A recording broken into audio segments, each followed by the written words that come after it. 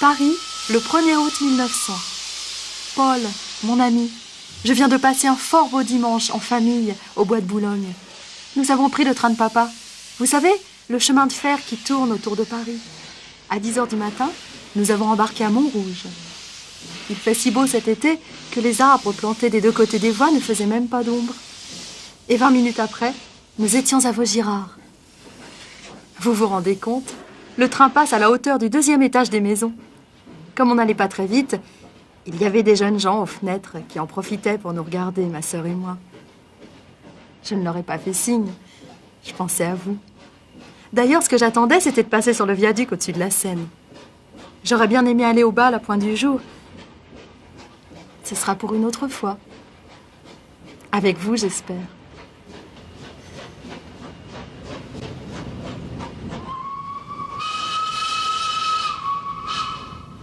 Si l'on avait écouté papa, on serait descendu à Auteuil-Boulogne pour aller voir les courses de chevaux. Et comme maman aime les beaux quartiers, le voyage a duré encore une 20aine de minutes. On a traversé Passy. On n'a pas été déçus. C'est beau. Un peu plus loin, à la station de l'avenue Henri-Martin, nous sommes descendus pour aller vers le bois de Boulogne. Et juste après l'octroi, le Grand Lac attire tant de promeneurs qui vous font les doux yeux et vous donnent envie d'être belle. Vous m'avez manqué, mais pas trop. Le bois m'a rendu gai. Je chantais comme une locomotive, à toute vapeur. J'attends votre lettre. Pauline.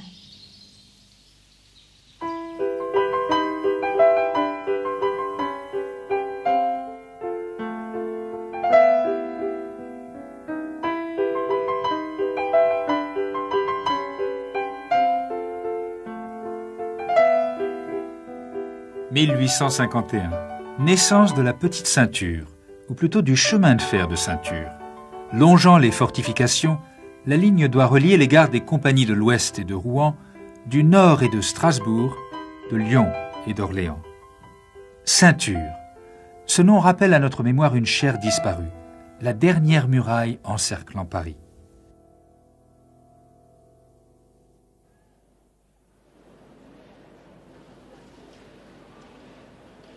Pendant plus de 70 ans, de 1862 à 1934, nos ancêtres ont pris le chemin de fer de ceinture, avec un panorama exceptionnel sur la ville lumière.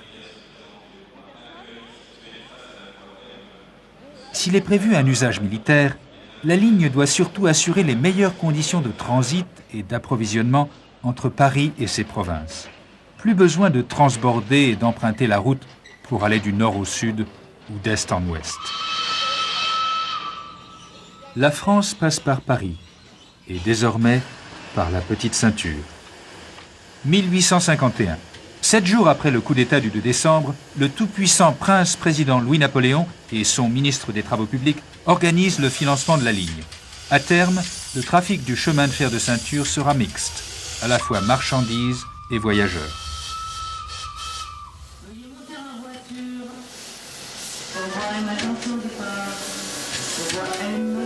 Le train va partir, attention au départ.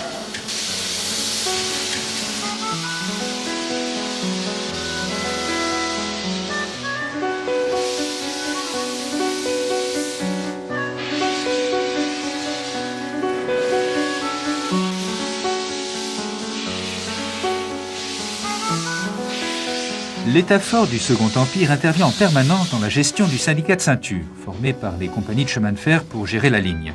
Il faut les pousser à construire des gares de marchandises et favoriser ainsi les implantations industrielles.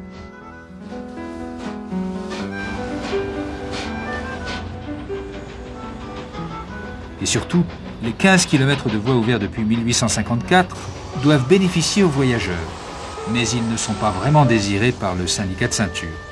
Pourtant, le 14 juillet 1862, les nouveaux clients découvrent 5 gares, de Batignolles-Clichy au nord-ouest à La Râpée au sud-est. 6 754 voyageurs la première semaine.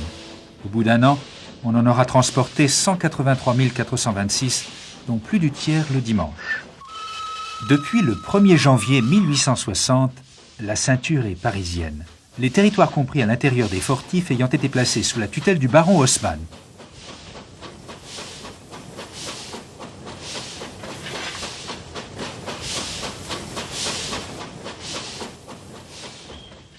La dernière gare construite, rue Claude Decamps, a desservi l'exposition coloniale de 1931. C'est aussi la première détruite après la fermeture de la ligne aux voyageurs en 1934. Et aujourd'hui, le site est transformé en jardin dans la ville par un véritable homme des bois. Moi, ce qui m'intéresse, c'est de sauver tel végétaux qui est en train de disparaître, c'est de remettre en place tel végétaux qu'on a éliminé. Comment s'appelle, ça va du noisetier, en passant par trivier sauvage, en passant par l'épine binette, en passant par des tas de trucs. Et bon, je me suis proposé, dans un premier temps, à louer l'espace de la rue Claude Decamps à la rue des Meuniers et de faire une maquette grandeur nature pour voir ce qui était possible de faire sur la totalité de la petite ceinture. C'est une technique agricole que j'emploie. En laissant pousser l'herbe, ça me permet d'observer le terrain, parce que c'est des terrains qui ont été sans arrêt désherbés par les désherbants totaux de la SNCF. Et là, quand je vois l'armoise qui est ici, qui s'est développée, qui n'a pas séché, ça prouve que la rémanence des produits qui a été introduit est quand même très altérée. Il y a pratiquement plus de traces de désherbant total dans le terrain. Donc ça me permettra là, maintenant, comme je suis en train de le faire, de remettre tout propre en état et de réadapter d'autres végétaux. Sur la petite ceinture, c'est un espace abandonné, il doit y avoir des églantiers, il doit y avoir des genêts, il doit y avoir des tas de végétaux. Il y a des endroits, des espaces non négligeables sur le plan de surface qui pourraient être réaménagés ou qui pourraient être entretenus tels qu'ils le sont, de façon à ce que le Parisien ou le banlieusard, à promiscuité, dispose d'une petite campagne. Nous avons un superbe pêcher, il y en a d'autres, hein, mais le plus jovard pour l'instant c'est celui-là. Et c'est la première année de fructification. Cette année, là, au mois de septembre, il y a 15 jours, j'ai obtenu 7 pêches. Ce qui est standard, c'est de parler un argot pas possible et d'être en plein Panem. Et puis de sortir de chez moi, là, de mettre mes bottes de chasse, de prendre ma bêche, de prendre mes outils pour travailler les sols ou les végétaux en plein Panem.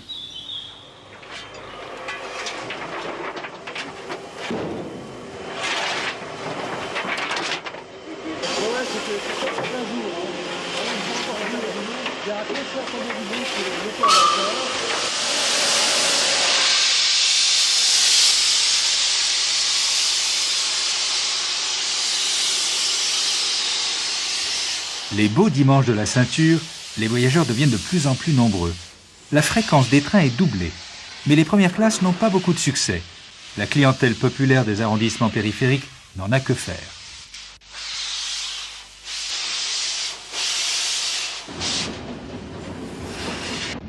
Les tarifs appliqués les dimanches et jours fériés sont bien plus élevés qu'en semaine. Prendre le train pour aller se promener au bois, c'est un luxe.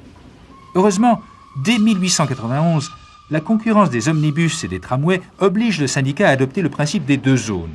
Première zone, d'une gare à l'autre ou à la suivante. Deuxième zone, pour tout parcours supérieur, y compris le tour complet de Paris.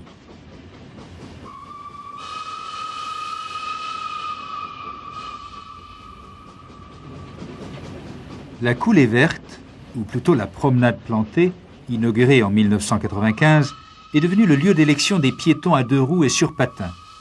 La piste occupe la plateforme de l'ancienne ligne Bastille-Verneuil-l'Étang, ouverte dès 1859 en direction des bords de Marne. Gare de Bel-Air, correspondance. L'arrêt Bel-Air Ceinture a gardé le charme des pays où le temps est imprécis. À chaque saison fleurissent les jardins de la Villa Bel-Air et les vergers de la Sente des Merisiers.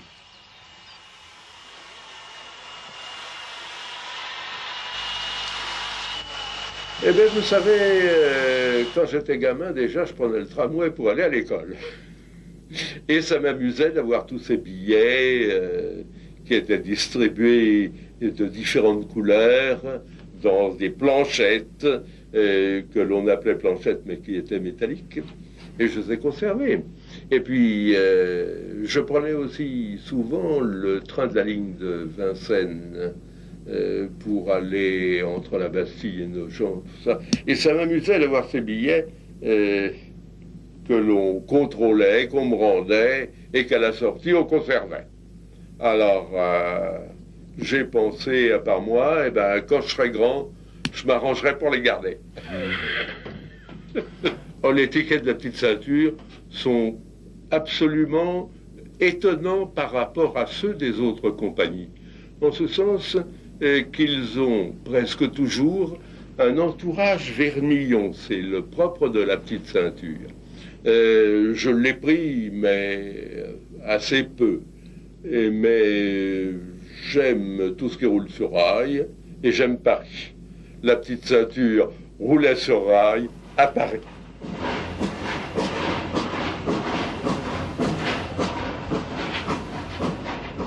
Les expositions universelles ont transformé Paris en capitale du monde. 5 millions de voyageurs, tel est le bilan de la ceinture pour l'année 1878. D'où une gêne considérable aux entrées de Paris, où la ligne passe au niveau des rues et a déjà provoqué de nombreux accidents. Le train ne peut plus jouer à qui passe gagne avec les charrettes ou les tramways hippomobiles. C'est pourquoi, avec la loi du 12 août 1886, la plateforme de la ceinture est surélevée sur 3 km 500, entre la rue de Charenton et l'église Saint-Germain de Charonne. La hauteur maximum est de 5,30 m à l'aplomb de la rue de la Voûte. Et le pont du cours de Vincennes est un géant de 83 mètres, en 7 travées. Centenaire de la Révolution, célébré par la nouvelle exposition de 1889. Nous te devons la Tour Eiffel et les ponts-rails de la ceinture.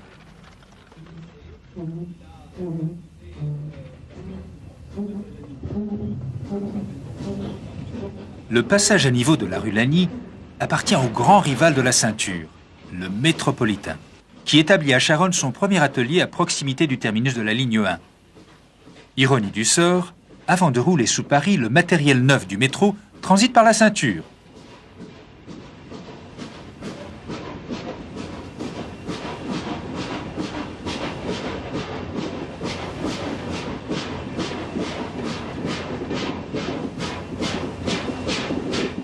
Les maraîchages sont peu à peu remplacés par les habitants, de plus en plus nombreux, pour lesquels on ouvre de nouvelles gares comme celle de la rue d'Avron.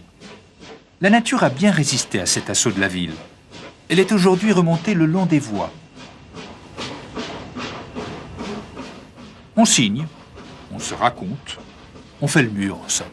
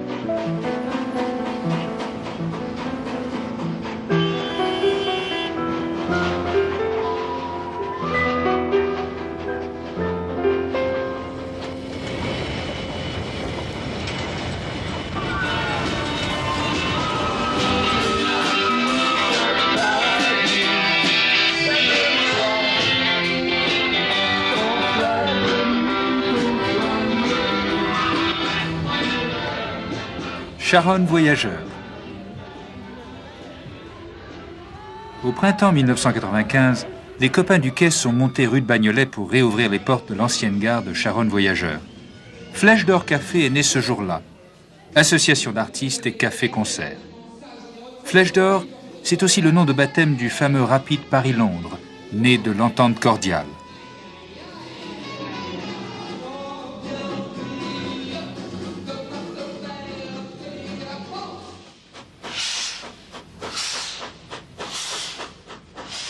Tunnel de la ceinture, bouche d'ombre. La première partie du tunnel de Charonne-Ménilmontant est réalisée en 1 an. Plus d'1 kilomètre de voies à faire passer à travers les carrières abandonnées. 7 puits intermédiaires de 25 mètres de profondeur à creuser. Un éboulement se produit en 1874, suite à l'extension du Père-Lachaise au-dessus du tunnel.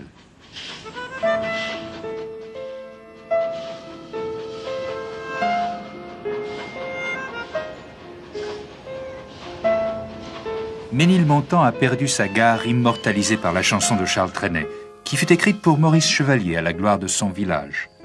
Mais la passerelle de la rue de la Mare tient bon, Les habitants du haut de Ménilmontant avaient défendu son existence. Sans elle, la ligne les séparait de Paris.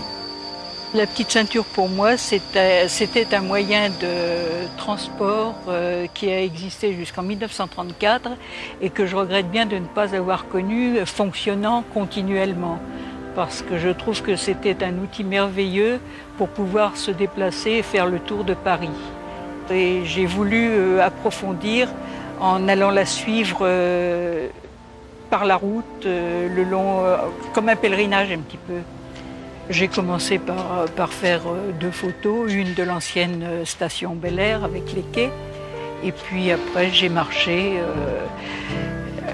je dirais avec un plaisir immense parce que je me sentais seule et libre là, et puis au-dessus, je dirais, de tout.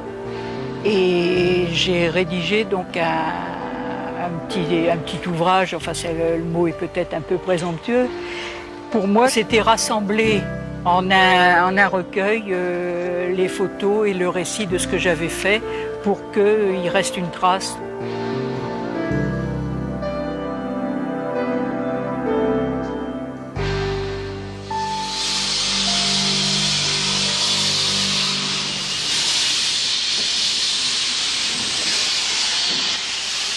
Et nous voilà repartis entre 20 et 30 mètres sous terre.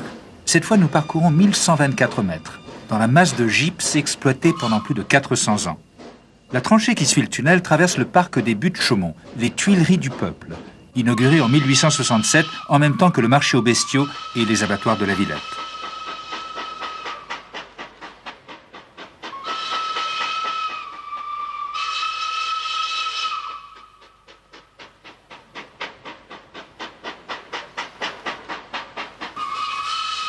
La ceinture nord a dû se faufiler.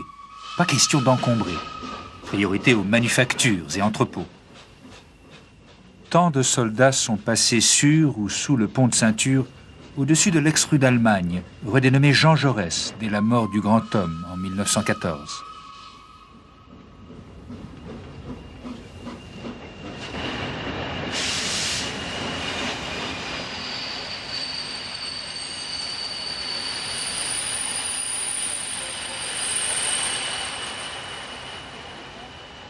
La cage de fer, tel est le nom du double pont d'Ourcq.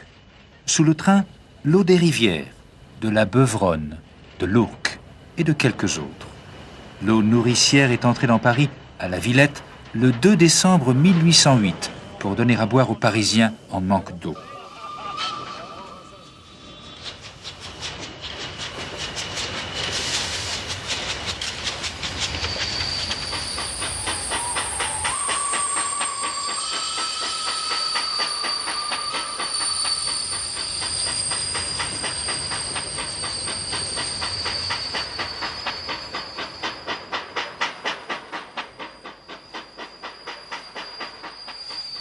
Pont de Flandre.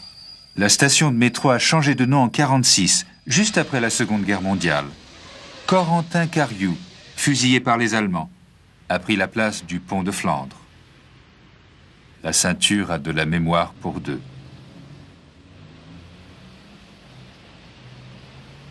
Mon oncle a utilisé très jeune la petite ceinture. Il la prenait quotidiennement et même parfois le week-end pour partir de la rue Claude-Decamps, proche de la porte de Charenton, et se rendre ensuite à Pont de Flandre, où il descendait, pour ensuite venir travailler aux abattoirs de la Villette, qui se trouvaient là, situés derrière nous. Les premiers voyageurs de la petite ceinture ont été tous les veaux et tous les chevaux de France et de Navarre qui ont emprunté ces embranchements destinés à l'alimentation des Parisiens. Alors, cette ligne circulaire dite de petite ceinture était embranchée aux 2 abattoirs parisiens. Au sud, à Vaugirard, où l'on a construit l'actuel parc Georges Brassens. Et au nord, ici, à la Villette. Et l'homme qui m'a élevé, en partant de la porte de Charenton, aurait très bien pu aller travailler vers le sud. D'où l'avantage de cette ligne. Aucun transit par l'intérieur de Paris. Ligne directe. Dans un cas comme dans l'autre, moins de 20 minutes pour aller de son domicile à son travail.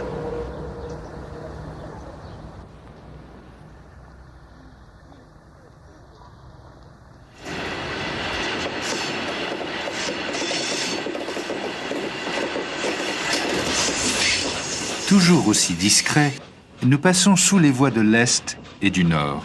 La gare d'Est-Ceinture n'est plus signalée que par une inscription, et la station La Chapelle-Saint-Denis a disparu, comme l'usine à gaz, les gazomètres et le coq de La Chapelle-Charbon, utilisé par les locaux de la ligne.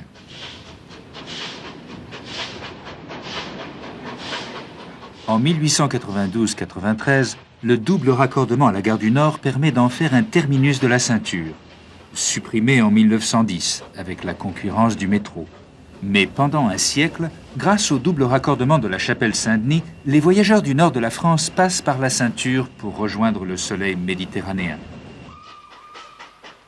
Redevenu le proche voisin du boulevard des Maréchaux, le train passe en tranchée dans le quartier encore hanté par la figure de Jacques Messrine. Ultime halte porte Clignancourt pour le môme de la rue Belliard.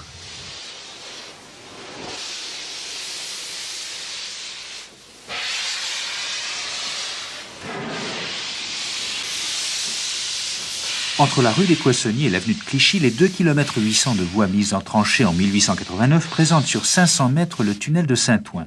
Un trottoir surélevé recouvre la voûte. Trottoir au nom local de talus, souvenir des fortifs, de leur talus bidonville et des trains populaires emmenés vers le Champ de Mars et la Tour Eiffel. La petite ceinture, en fait, a été arrêtée à cause du métro. Le métro s'est développé dans Paris et a absorbé tout le trafic de la petite ceinture. Autrement dit, là où il y avait des millions de voyageurs en 1900 pour l'exposition universelle, petit à petit, le trafic a chuté et en 1934, eh bien, les compagnies de chemin de fer, qui étaient des compagnies privées à l'époque, ont décidé que ça ne valait plus le coup et donc ont arrêté la petite ceinture. La petite ceinture a servi ensuite pour des trains de marchandises et puis petit à petit est en train de mourir.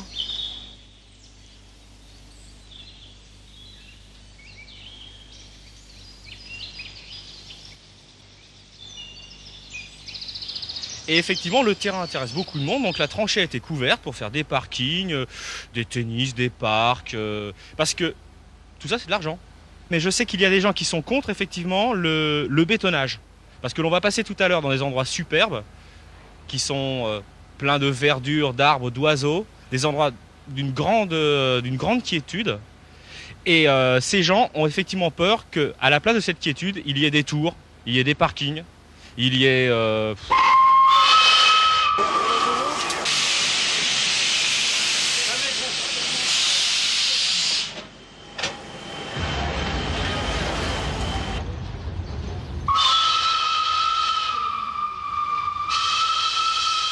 La ceinture a fait naître une ville.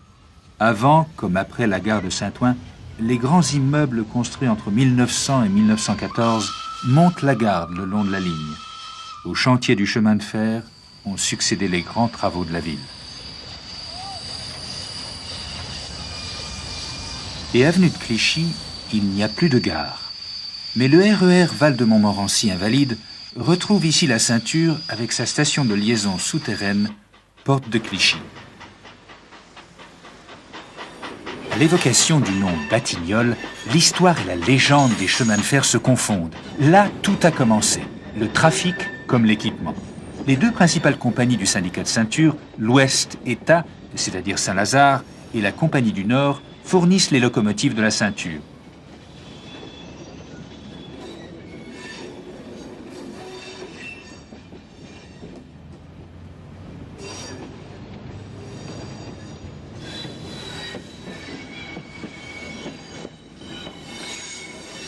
Le 25 mars 1869 naît enfin le circulaire.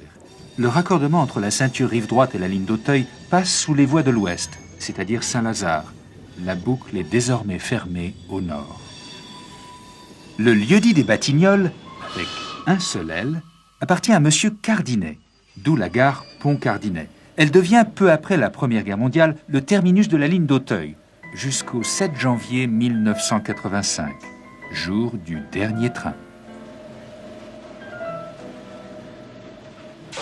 Monsieur Émile Pereire, patron des chemins de fer de l'Ouest, l'une des figures mythiques de l'entreprise française du XIXe siècle, s'engage le 9 août 1852 à construire à ses frais une desserte chemin de fer des communes de Neuilly, Auteuil et Passy. C'est la ligne d'Auteuil, petit train des beaux quartiers, bientôt connecté à la ceinture rive droite par les stations sœurs de Courcelles-Ceinture et Courcelles-Levallois. Et dès le 2 mai 1854, bien avant le circulaire, les habitants de ces lointains territoires se rapprochent du centre-ville grâce au premier métro du monde. Ici, pas de jonction, pas de marchandises, du moins pour le moment. Le train passe en tranchée pour éviter aux promeneurs d'être gênés par la vapeur. D'ailleurs, la ville a accepté de concéder une partie des terrains du bois de Boulogne si des allées cavalières étaient tracées le long de la ligne. Avec le RER, les enfants de la banlieue nord ont maintenant remplacé les petits Parisiens de la ligne d'Auteuil. Ils descendent encore à Neuilly-Porte-Maillot pour aller passer l'après-midi au jardin d'acclimatation. Mais le Palais des Congrès a remplacé Luna Park et ses merveilleux manèges. Par la vallée des Rois, autre nom de la tranchée d'Auteuil, le roi Édouard VII arrive en gare du Bois de Boulogne, porte Dauphine. C'est le 1er mai 1903 et le plus parisien des Anglais vient de monter sur le trône. Il scelle l'entente cordiale dans cette gare de ceinture aujourd'hui réutilisée par la ligne C du RER. Et peu après la gare Henri-Martin, le RER continue vers la Seine qu'il franchit sur le pont de Grenelle-Passy, mis en service le 12 avril 1900 pour relier Courcelles-Ceinture au Champ de Mars, site de l'exposition universelle. Et 1900, c'est l'apogée de la petite ceinture, avec 40 millions de voyageurs. Bien connu des rois, Maharajas, ou même de Nicolas II, tsar de toutes les Russies, reçu en grande pompe chaussée de la Muette, les voies de la ligne d'Auteuil ont déposé beaucoup d'inconnus à la gare Henri-Martin, des wagons entiers de promeneurs pour le Bois de Boulogne. Mais le petit train ne passe plus par la tranchée Flandrin, maintenant murée des deux côtés. Il ne s'engouffre plus sous la chaussée de la Muette pour découvrir les quais de la gare de Passy et les jardins du Ranelagh. À Passy, les rails sont déposés pendant l'été 1993 et la gare de la Muette est longtemps restée à l'abandon, ensauvagée. Et comme nous sommes au cœur des beaux quartiers, on la transforme aujourd'hui en restaurant-salon de thé. La ligne d'Auteuil, c'est en fait le premier train urbain. Vitrine ferroviaire de la Compagnie de l'Ouest à son ouverture en 1854, la ligne ferme donc en 1985. Le petit train a su vivre 130 ans. À la belle époque du circulaire, les beaux quartiers sont reliés à la rive gauche par l'ancien viaduc d'Auteuil et du Point du Jour, un monstre de 1590 mètres démoli en 1960.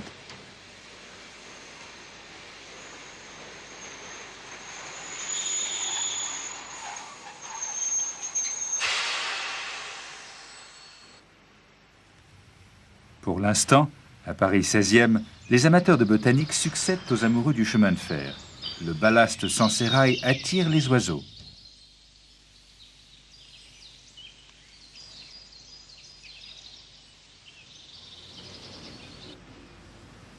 La gare d'Auteuil, qui est l'aboutissement de la ligne d'Auteuil qui partait de Pont-Cardinet et qui est la plus ancienne ligne urbaine, était très pratique. Lorsque j'étais enfant, je prenais des leçons de tennis avenue de Versailles, des tennis qui n'existent plus.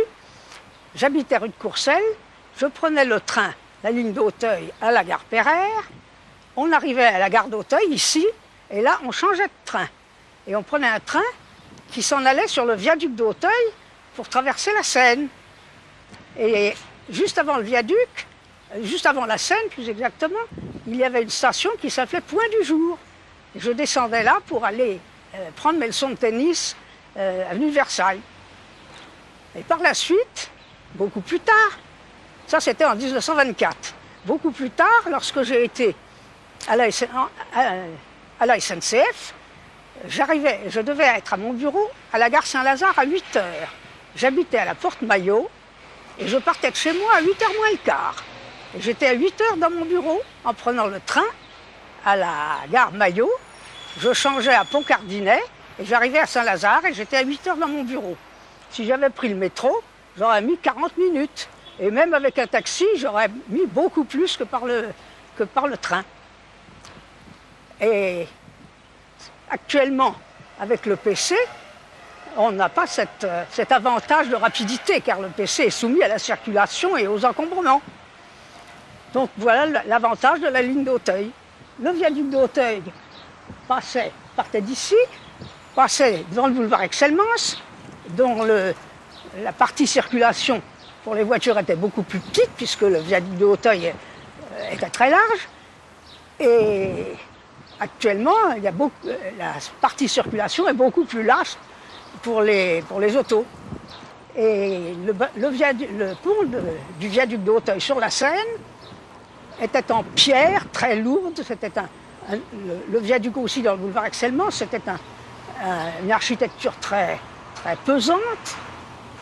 Et le viaduc d'Hauteuil a été démoli une première fois à la Commune en 71, une deuxième fois en partie détruit au moment de la Libération, et avant la Libération, et définitivement détruit dans les années 60.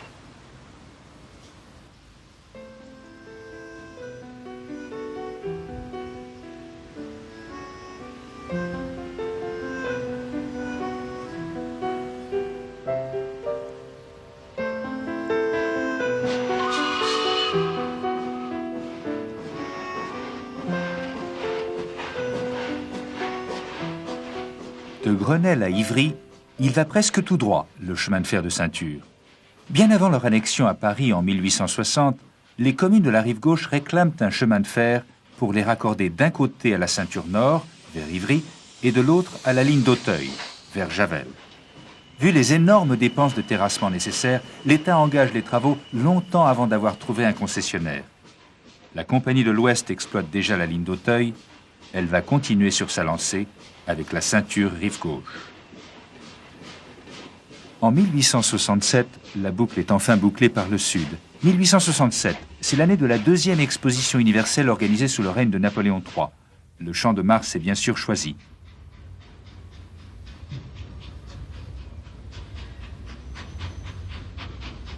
Un embranchement Grenelle-Champ de Mars est construit spécialement.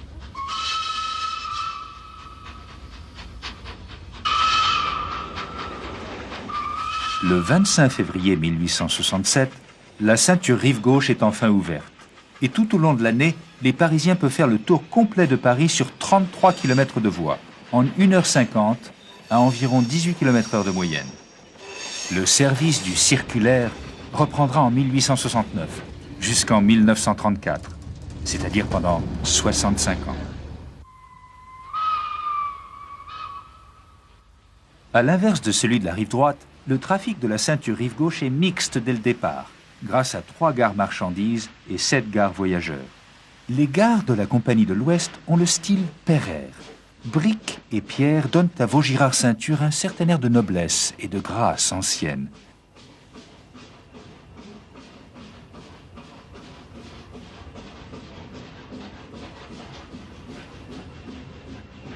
La particularité de la petite ceinture, c'est qu'elle a été tellement oubliée qu'elle en est rendue plus vivante. Elle vit par le sang, par le regard des gens qui habitent ou qui s'en servent. Hein, parce que c'est un lieu d'usage quotidien. Donc, il n'y a pas de mémoire, il n'y a que de la vie, là. C'est là l'étrangeté. Bien au-delà de l'usage qu'elle a eu et qu'elle a, elle occupe un emplacement. Cet emplacement qui se trouve à la lisière de Paris et de la banlieue. Autrement dit, au point de rencontre entre deux mondes. Et ça, on ne pourra rien y changer. Paris s'est développé, cercle après cercle. Et chaque cercle reste marqué aujourd'hui, que ce soit les boulevards, le mur de Charles V, que ce soit l'enceinte des familles généraux ou encore les fortifs. Chaque enceinte est marquée. Et là, c'est un lieu, justement, de contact, où on est au contact, comme on dit, entre les gens de l'intérieur et les gens de l'extérieur. Et une frontière, c'est quelque part une zone franche. Et zone franche, franc veut dire libre.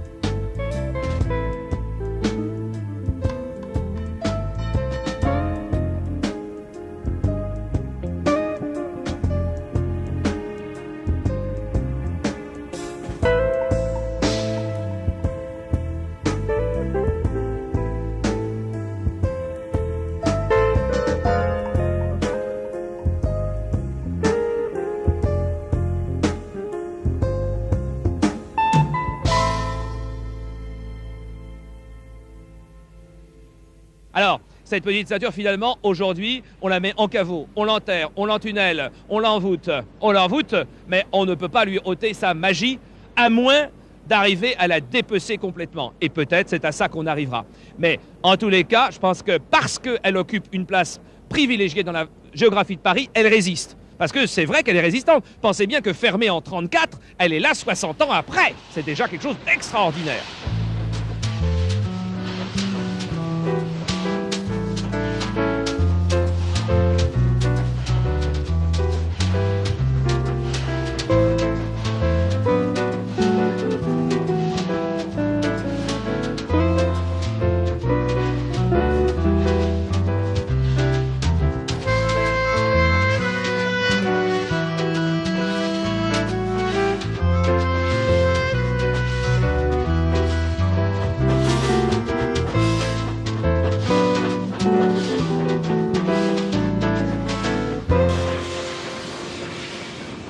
Peu de chance de voir une machine folle emprunter le raccordement vers Montparnasse le long de la rue Castagnari.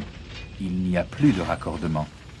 Libre à vous de rêver à la locomotive de l'express de Granville tombée sur le boulevard Montparnasse le 22 octobre 1895 à 16h. Ouest Ceinture. Les habitués de la porte de Vanves voient mieux la gare que le promeneur de la Ceinture enterré sous l'hôpital Broussais. La tranchée est devenue couloir bordé et plafonné de béton. Les chauves-souris, variété pipistrelle, y logent par centaines.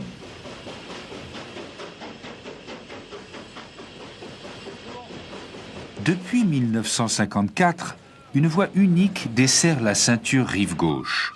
Au passage de la porte d'Orléans, la Ceinture se moque pas mal de l'autoroute, car les 908 mètres du tunnel de Montrouge traversent la plus belle des aventures, celle des catacombes. Ici, les vieilles carrières de pierre se réveillent dès la tombée de la nuit.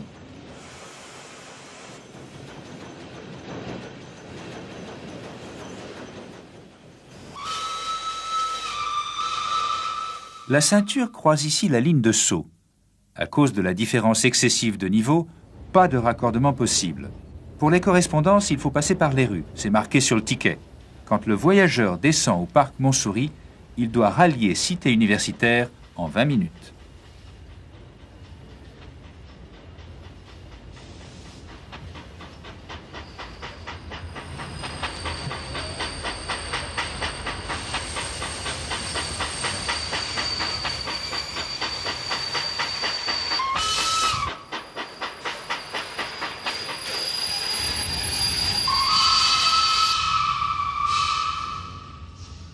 À la poterne des Peupliers, place de Rungis, les grilles de la Ceinture donnent accès à une sorte de caverne d'Ali Baba. Dans les années 1950-60, les habitants de la butte aux Cailles, enfants et adultes, se glissent jusqu'aux voies pour y ramasser le charbon tombé des convois ou le plantain des oiseaux, car dans le quartier, il y a des cages accrochées à toutes les fenêtres.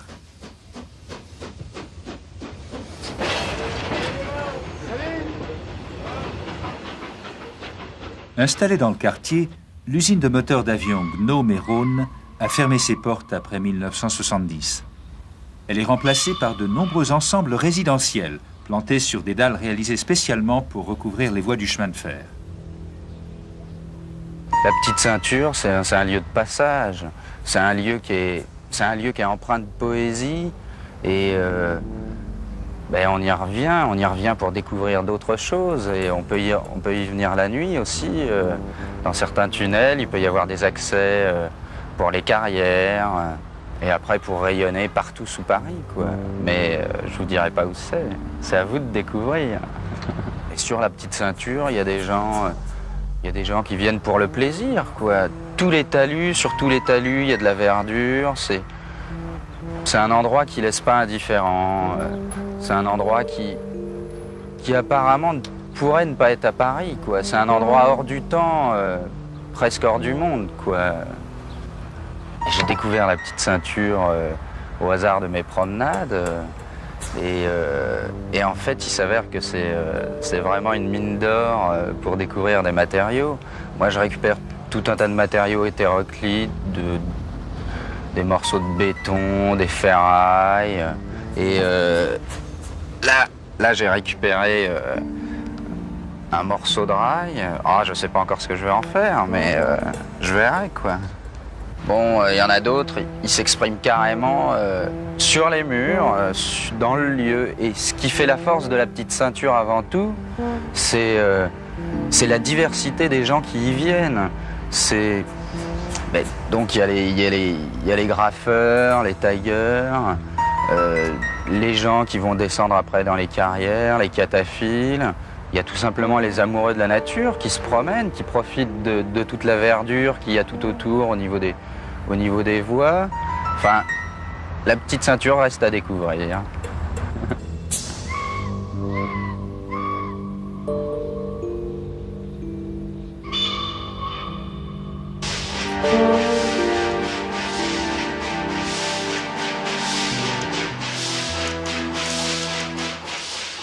Maison Blanche ressuscite avec le nouveau métro Météore, alias métro Est-Ouest rapide, prévu pour relier à grande vitesse Tolbiac à Saint-Lazare.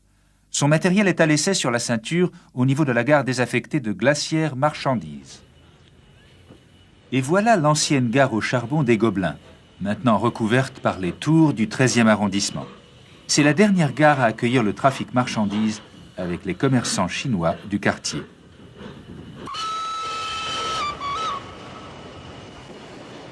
Pour aller au charbon et en revenir, plus la peine de passer le long de la rue Regnault. Aujourd'hui, les graminées succèdent aux orties.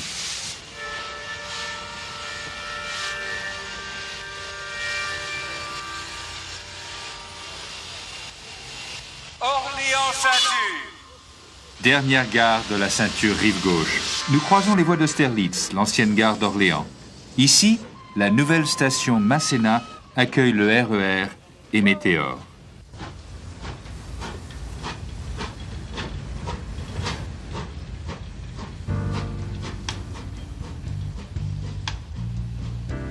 Pour retourner sur la rive droite, vers l'Arapé-Bercy, nous traversons enfin la Seine.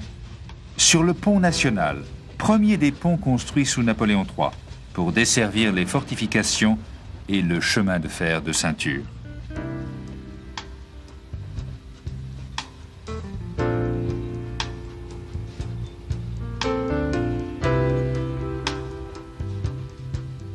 Ceinture, petite ceinture. Les voyageurs du trafic régulier t'ont perdu le 22 juillet 1934. Mais le temps perdu ne l'est plus depuis que je t'ai retrouvé. Et comme Alphonse Allais, je crie Paris à la dernière gare.